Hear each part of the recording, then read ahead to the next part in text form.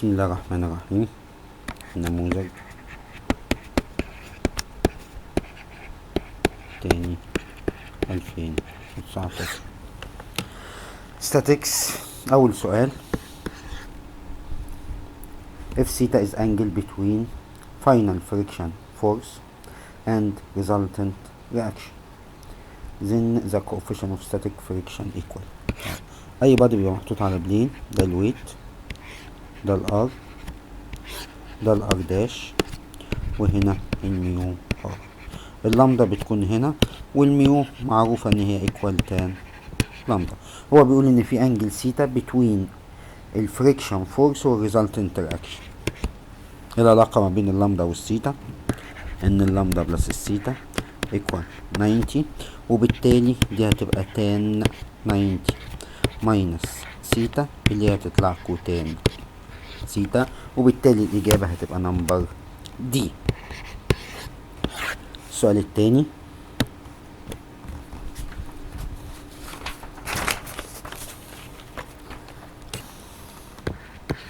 هو مدي شيب، ده A B، في هنا فورس K، في هنا فورس F، وهنا 30.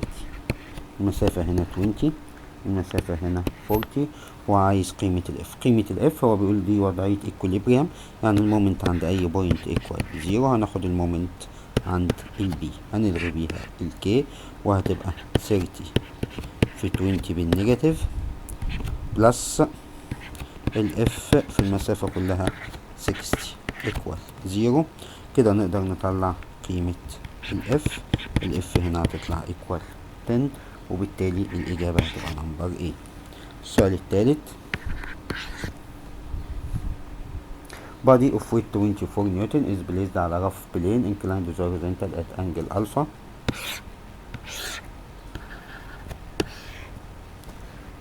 نيوتن هتبقى هنا 24 كوزين ألفا، 24 ساين ألفا. هو مدينا تان ألفا 4 على 3، بالتالي ساين ألفا هتبقى 4 على 5، كوزين ألفا 3 over 5. A force of magnitude 12 acted on the body parallel to the plane. في force equal 12 to prevent the body from sliding downward، يعني الميو ار equal لفوق acted upward.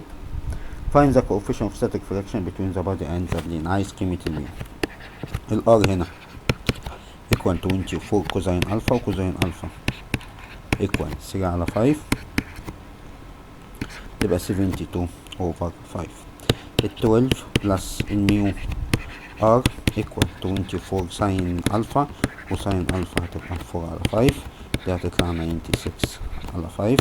12 بلس الميو في الار اللي هي 72 over 5. لو ضربنا هنا 5 تبقى هنا 60، هنا 72 ميو equal 96، يبقى 72 ميو equal 96 minus 60 هتطلع 36، يعني الميو هتطلع 36 over 72، الميو هتطلع equal half. السؤال الرابع: two parallel force F1 equal 2 و A، F2 equal negative 6 و C. 2 parallel force يعني parallel forces يعني المفروض يكونوا نفس الريشيو، يعني 2 over negative 6 تبقى equal A over 3، وبالتالي اقدر اطلع قيمة ال A. ال A هتطلع equal negative 1. مدينا ان هما acting الاولى على ال A والتانية A. F1 equal 2 و negative 1، F2 في الاتجاه العكسي negative 6 و 3. ال R هتبقى بره هنا، دي اكت على ال B، وال B equal 5 و 0. هنلاحظ ان ال A اللي هي equal 1 و 0، وال B 5 و 0.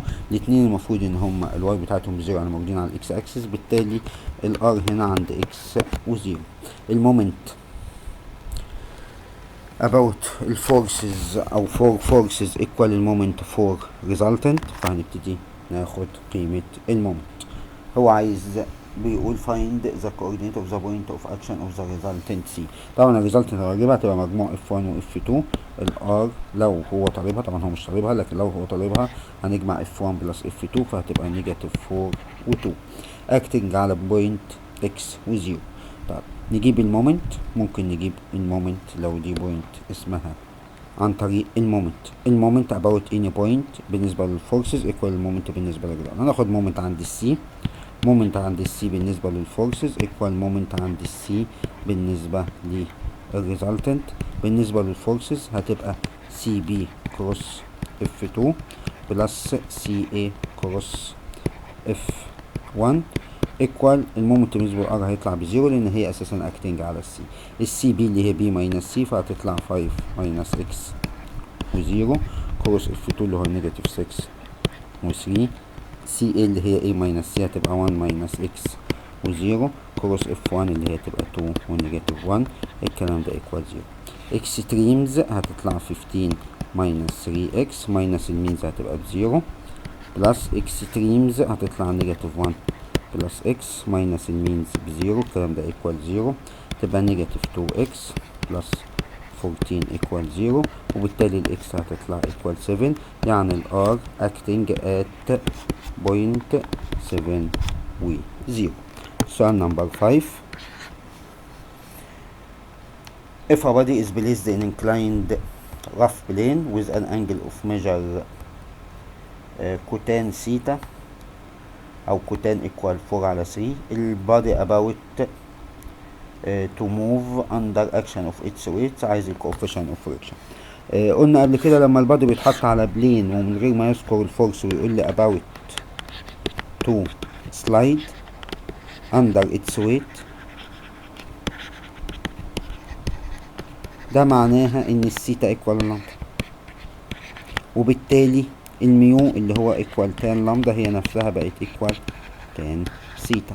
طب هو مديني كوتان باور نيجاتيف 1 للثيتا ايكوال 4 اوفر 3، وبالتالي التان ثيتا هتبقى عكسها 3 اوفر 4، وبالتالي الميو هتطلع 3 اوفر 4 وتبقى الاجابه نمبر دي. السؤال السادس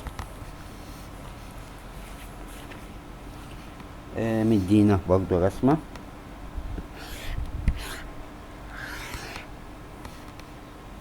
ده ب 100، هنا بي، هنا اف، about دي A فورس اكس فورس واي اللي هما الكومبوننت بتاع الهنج. بيقول انا فورم رود اي بي اللينس بتاعته ب4 يعني ده ب2 وده ب2 acting الويت ب 100 attached by A عند هنج والرود ان equilibrium by force اف الاكس والواي، وعايز قيمة الاكس ايكوال كام. طيب الاف هنا هيحصل لها ريزوليوشن بانجل سيتا، وهو مدينا انجل سيتا هنا ب 45 ديجري، فهعمل للاف ريزوليوشن اف ساين 45 واف كوزين 45 وابتدي اطبق القوانين ان اف اكس ايكوال 0 وبالتالي الاكس هتبقى ايكوال اف كوزين 45 اللي هي 1 على روت 2 اف واي ايكوال 0 بالتالي الواي بلس اف ساين 45 اللي هي برضه 1 على روت 2 اف ايكوال 100. مومنت اباوت اني بوينت وليكن الاي ب0، هنلغي دي وهنلغي دي وهنلغي دي، تبقى 100 من نيجاتيف 2 والاف ساين 45 اللي هي 1 على روت 2 اف في المسافة كلها اللي هي ايكوال 4. الكلام ده ايكوال 0. دي نيجاتيف 200 ودي 2 روت 2 اف ايكوال 0. يبقى الاف هتطلع ادي 100 على روت 2 هتطلع 50 روت 2، ده قيمة الاف. طب الاكس كانت 1 على روت 2 في اف اللي هي 50 روت 2، وبالتالي الاكس هنا هتطلع ايكوال 50. اذا الاجابة هي نمبر دي. السؤال السابع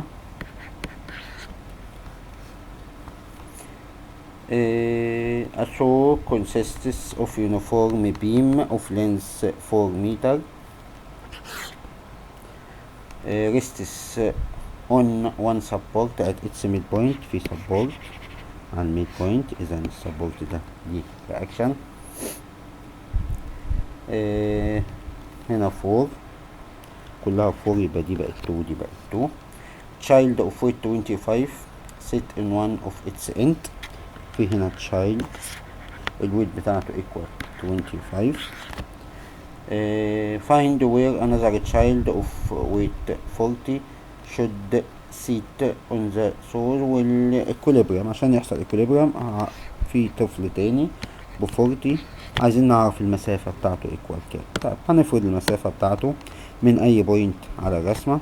لو دي مثلا بوينت A ودي بوينت B، ممكن افرض المسافة من ال A ايكوال X او من ال B ايكوال X، مش هتفرق ايا كان المسافة بتاعتي. خلينا نفرض المسافة دي ايكوال X.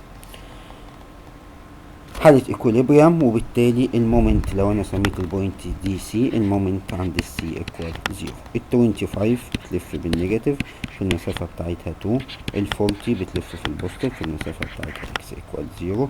دي هتطلع 50 ايكوال 40 x، يعني الاكس هتطلع 5 على 4. 5 على 4 او 1.25 سنتيمتر from the middle. وبالتالي هو الطفل المفروض يقعد at 0.3 على 4 from the other side اللي هو B. يعني لو طفل قعد هنا يبقى التاني المفروض يقعد على مسافة 3 على 4 متر. سؤال نمبر 8. ABCD regular hexagon.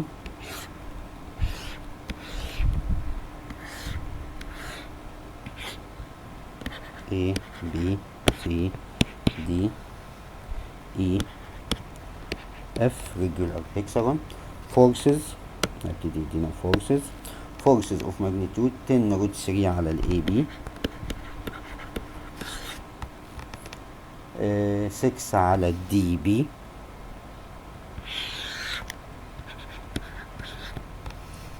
10 root 3 على ال DE، و 6 على ال AE. دي الفورسز الموجودة. بروف ذات ان السيستم ده equivalent to a couple وفايند المومنت. طبعا 10 روت 3 و 10 روت 3 ميك a couple لان هما ايكوال اوبوزيت وباراليل M1. هما بيلفوا بالنيجاتيف، تبقى نيجاتيف 10 روت 3 في اللينس اوف بيربنديكولار ما بينهم اللي هي المسافة دي. المسافة دي طبعا احنا عارفينها من البروبابيلتي. لو انا فرضت ان السايد بتاعي ب L فالمسافة دي بتبقى L روت 3، اذا ده في L روت 3، فهتطلع الاجابة نيجاتيف 30. M2 6 و 6 هتبقى في المسافة دي، هما بيلفوا بوزيتيف يبقى 6 في المسافة اللينس اوف بيربنديكولار اللي هو ال نفسه. التوتال او الريزلتنت كابل بجمعهم الاتنين مع بعض فهتطلع نيجاتيف 24 ال، ده الريزلتنت كابل. يبقى الماجنتيود بتاعته ب 24. بعد كده بيتكلم على ان انا عايز تو فورسز اكتنج، واحده على الاي بي وواحده على الاي اف عشان يكونوا ايكوليبريم. يعني ده طالع بالنيجاتيف يبقى انا عايز احط تو فورسز بالبوزيتيف. طب التو فورسز دول مكانهم فين؟ هو بيقول لي واحده على الاي بي، الاي بي فورس منهم. طب والتانية على الاي اف عشان يلفوا بوزيتيف، دول نيجاتيف يبقى دي هتاخد الاتجاه دوت ودي هتاخد الاتجاه ده. اللينس اوف بيربنديكولار ما بينهم هو المسافة دي، والمسافة دي ال روت 3 على 2. يبقى المفروض ان الاف في ال روت 3 على 2 طلعوا لي نفس الاجابة دي اللي هي 24 ال بس بالبوزيتيف. طبعا ال هتتشال وتبقى الاف ايكوال 2 تايم 24 48 على روت 3. 48 على روت 3 هتطلع 16 روت 3. ده قيمة التو فورسز اللي المفروض اضيفها. نمبر 9 هو مدينا تو فورسز عاملين الشكل ده كده، في بوينت في النص بوينت A،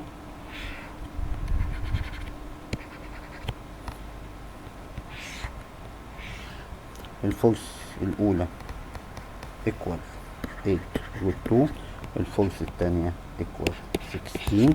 دي بوينت C، دي بوينت A، دي بوينت B، ده ب 20 وده ب 20.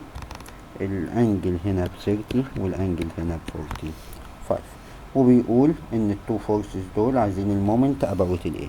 المومنت اباوت الايه، الفورس الاولانيه عشان اجيب السايد لينس ده الاف دي بتلف بوزيتيف 8 وال2 في السايد لينس بتاعها اللي هي بتبقى 20 ساين 45.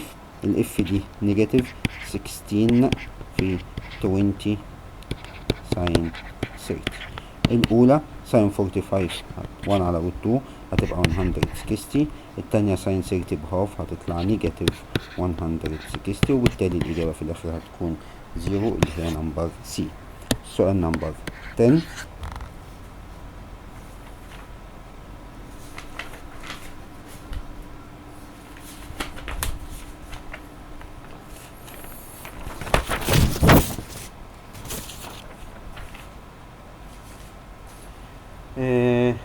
center of gravity of a system made of two forces، واحدة 4 و 6، المسافة بينهم 50. from a distance على الفيرست واحدة 4 وواحدة equal 6، المسافة ما بينهم 50. هعتبر ان البوينت الاوريجين هي البوينت دي، وبالتالي الفور هتبقى بزيرو وزيرو، والسكس تبقى 50 وزيرو. اكس جي وواي جي، اكس جي هتبقى 60 تايم 6 تايم 50 على مجموع الناسز اللي هو ب10، فهتطلع ايكوال 30. وطبعا الواي جي هتبقى بزيرو فهتطلع 30 وزيرو، وبالتالي المسافة من الفيرست فورس المفروض هتطلع نمبر A. السؤال نمبر 11.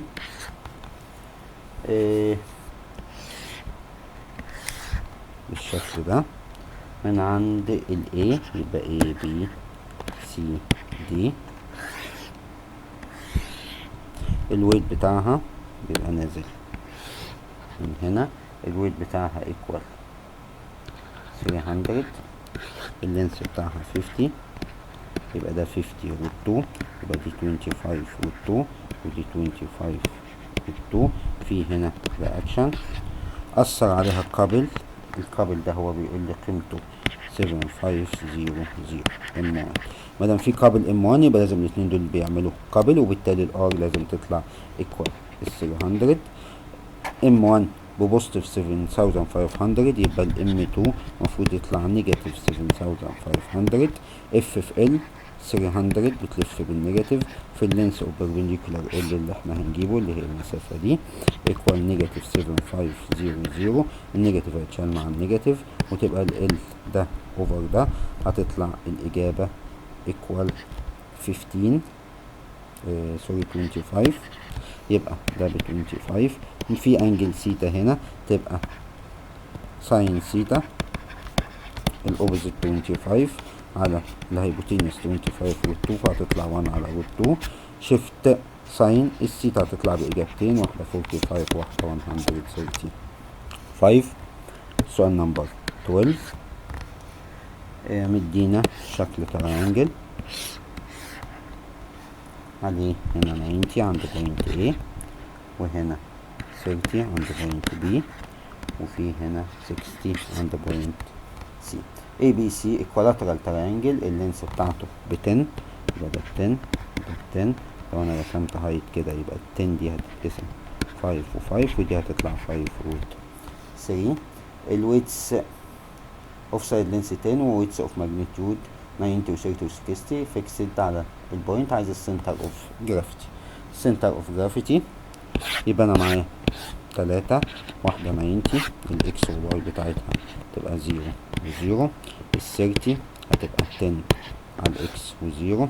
ال60 هتبقى الاكس ب5 ودي 5 روت 3. وابتدي اجيب الاكس جي، الاكس جي المفروض تطلع 10 على 3، واجيب الواي جي، الواي جي هتطلع 5 روت 3 على 3، وبالتالي الاجابة هتبقى 10 على 3 و5 روت 3 على 3. سؤال نمبر 13. force acting at a point وعايز الكومبوننت اوف اف about z axis. كومبوننت about z يبقى انا بعمل الديترمنت i j k، البوينت بتاعتي 1 ونيجاتيف 2 و2، الفورس بتاعتي 3 و1 ونيجاتيف 2. عايز الكومبوننت about z يبقى انا هجيب الكي، هلغي الرو وهلغي الكولم، هتبقى 1 ماينس هتبقى بلس 6 يبقى هتطلع 7. اذا الاجابة نمبر بي. سؤال نمبر 14.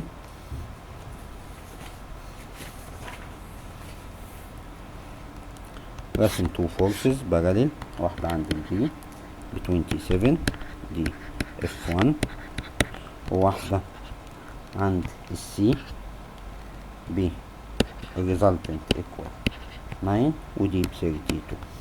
طب نلاحظ هنا ان الار اقل من الاف، وبالتالي لازم التو فورسز يبقوا in opposite direction. ال A belong to A B C وال B C equal 32. F1 المفروض اكت عند ال A، وعايز قيمة ال AC equal 10.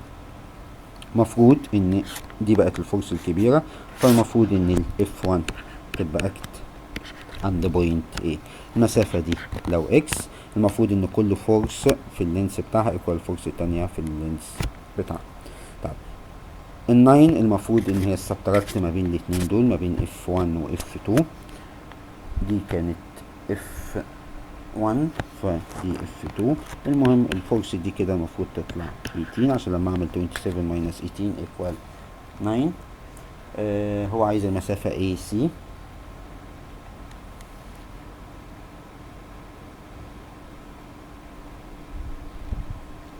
المسافة AC هنقول ان 27 في المسافة ما بينها وما بين الار اللي هي 32 equal ال 18 في المسافة ما بينها وما بين الار اللي هي x plus 32. هنعمل divided 9 تبقى دي 2، divided 9 تبقى دي 3، divided 2 تبقى دي 16، يبقى دي هتطلع 48 equal x plus 32. فالاكس كده المفروض equal 16، يبقى ال AC تبقى 32 plus 16 هتطلع equal 48، وبالتالي الإجابة المفروض نمبر C. السؤال نمبر 15 A. force acting على point find the moment about point B. المومنت about point B المفروض ان هي BA cross ال F. BA اللي هي A minus ال B. ال A minus ال B هو كان مدينا ال A equal 0 و 8 7، وال B مدهنا equal negative 2 و 2 و 7. ال A minus ال B هتبقى ب 2، A minus ال B هتبقى ب 6، 7 minus 7 هتبقى ب 0. هضربها كروس F، هو مدينا قيمة ال F equal 3i و 4j، وبالتالي ال K تبقى equal 0. هبتدي اعمل I J K. ال 2 وال 6 وال 0 وال 3 وال 4 وال 0. ال I هتطلع ب 0، ال J هتطلع ب 0، وال K هي بس اللي هتطلع 2 4 ب 8 minus 18 هتطلع equal negative 10 في اتجاه ال K. عايز اللينس اوف perpendicular normal moment كده هيبقى 10 على نورم ال F. نورم ال F هتبقى 3 باور 2 ب 9 و 4 باور 2 ب 16 و 0، يعني هتطلع 5. 10 على 5 هتطلع equal 2. نمبر B. rectangle ABCD.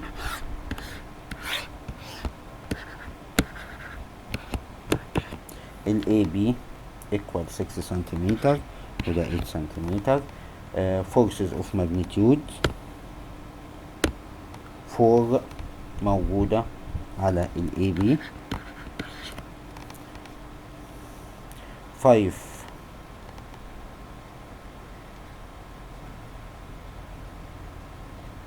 over ال BE وال E belong to BC.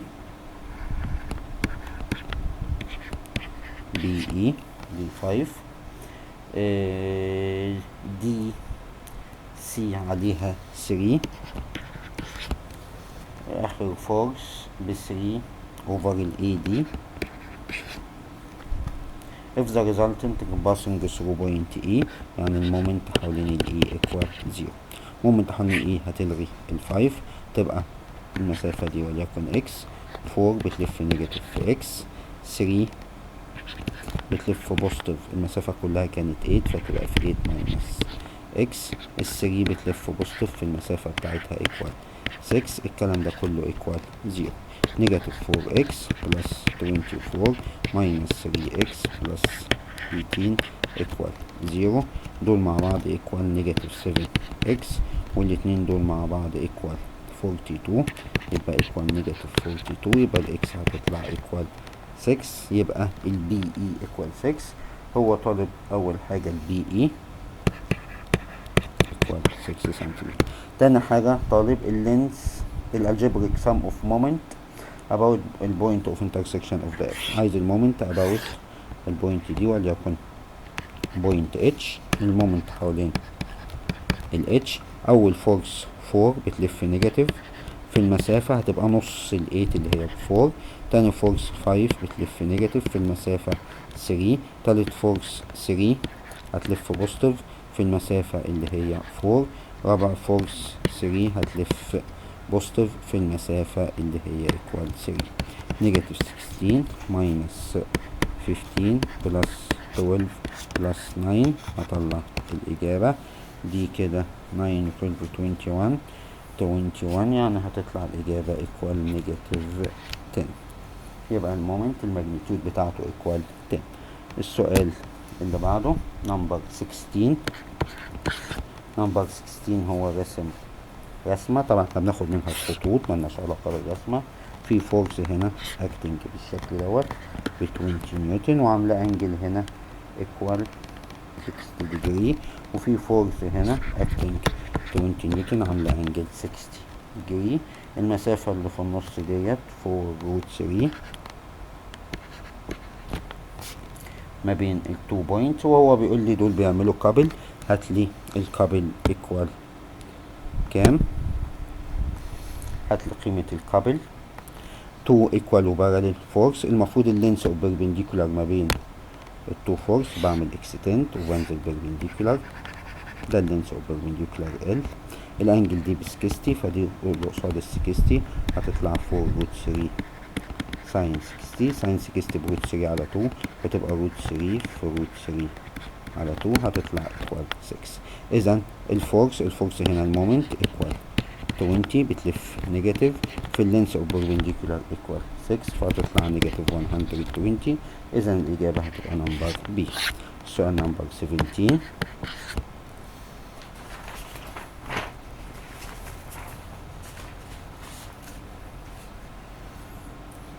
مسألة بتاع سنتر اوف جرافيتي عادية جدا. مدينا M1 والاكس والواي، كل فورس والاكس والواي بتاعتها. M1 هو بيقول M1 equal to acting على بوينت 4 و 0. M2 equal to acting على بوينت 0 و 3. M3 equal to acting على بوينت 0 و 0. بجيب الاكس جي واجيب الواي جي.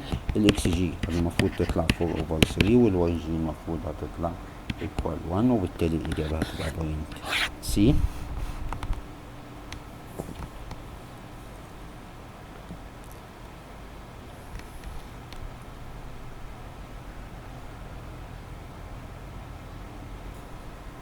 الويت 30، اللينس 5 in vertical plane ريستس على سموث وول عند ال A وال B على rough horizontal ground. ال A هنا ال B هنا R B R A لدر. الويت ب 30، لينس ب 5 فدي 2.5 ودي 2.5. رف عند الجراوند والميو ايكوال 2 على 5. inclined على الانجل هنا 60 على horizontal. find the length of the maximum distance can a man of weight 80 ascend the ladder. هحط راجل وزنه 80 وعايز اعرف الديستانس اللي هو ممكن يطلعها ايكوال كام. الميو ار هنا هتبقى لجوه. الميو هو مديها لي ب 2 على 5 في ار بي. بنساوي الاكس بالاكس، وبالتالي ار اي هتطلع ايكوال 2 على 5 ار بي. بنساوي الواي لف على واي بزيرو، ده ار بي هتطلع ايكوال 110، وبالتالي اقدر اجيب ار اي 2 على 5 110 هتطلع المفروض ايكوال 44. المومنت عند البي ايكوال 0، هنلغي دي وهنلغي دي، هتبقى ال30 في اللينس اللي هو 2.5 كوزين 60، ال80 في اكس كوزين 60، الار اي اللي انا جبتها ب44 بالنيجاتيف في 5 ساين 60. الكلام ده ايكوال 0. من هنا هبتدي اجيب قيمة الاكس، هي الوحيدة اللي مجهولة عندي. المفروض الاكس هتطلع approximated 3.83. ده نمبر 8A. اخر حاجة 8B، هو راسم رسمة رد هنا A 90 متعلق هنا ويت 60، الانجل هنا 30، دي بوينت بي في تنشن، دي بوينت سي. نبتدي ناخد الكلام بقى ان انا عندي رود اي بي الويت بتاعته مش موجودة، اللينس بتاعته ب2، اتشت على هنج على الوول، وعلقنا ويت 60 على مسافة هاف متر فروم بي، هو كله كان 2، يبقى دي 1.5 متر.